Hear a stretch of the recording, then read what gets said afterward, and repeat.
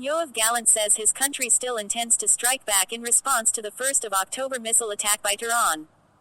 Planned airstrikes on Iran will make the world understand Israel's military might, the Israeli Defense Minister, Yoav Gallant, has said.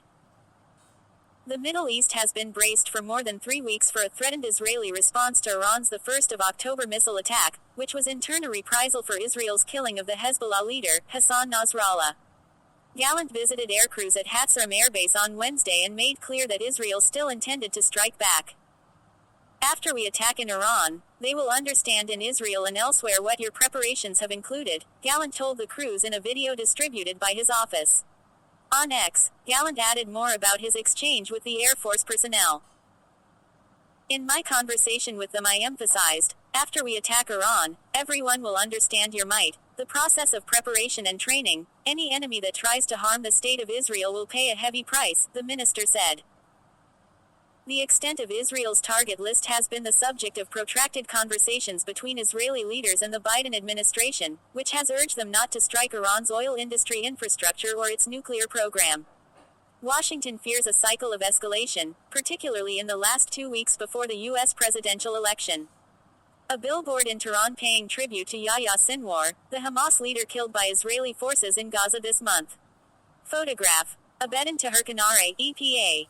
Israel is already fighting on multiple fronts. In Lebanon on Wednesday, Hezbollah confirmed the death of Hashem Safadine, who was expected to be Nasrallah's successor.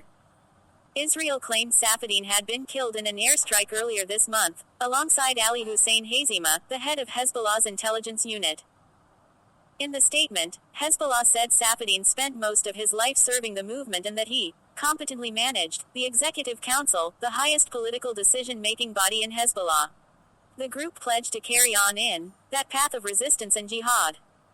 The death of Safadine, the most senior Hezbollah official killed since the killing of Nasrallah, throws the leadership of the group further into question. The current de facto public face of the group is Naim Qassem, the Deputy Secretary General, but he has not yet been picked as its permanent leader. Despite most of its senior military command and top political leaders having been killed by Israel over the past 3 months, Hezbollah has said the organization retains its ability to fight Israel.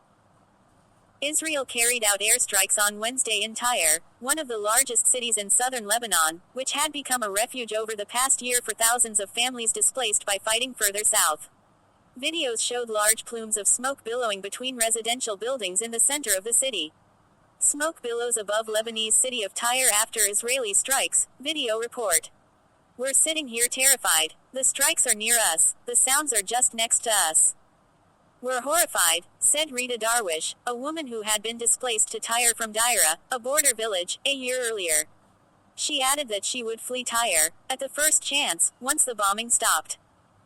The strikes on central Tyre, a UNESCO-listed port city, were part of Israel's expanding military campaign in Lebanon that had escalated in the last week. Parts of Greater Beirut that had not been hit before, as well as Tyre and Nabatea, another large city in the south, were now included in Israel's attacks. On Tuesday, Hezbollah announced it had carried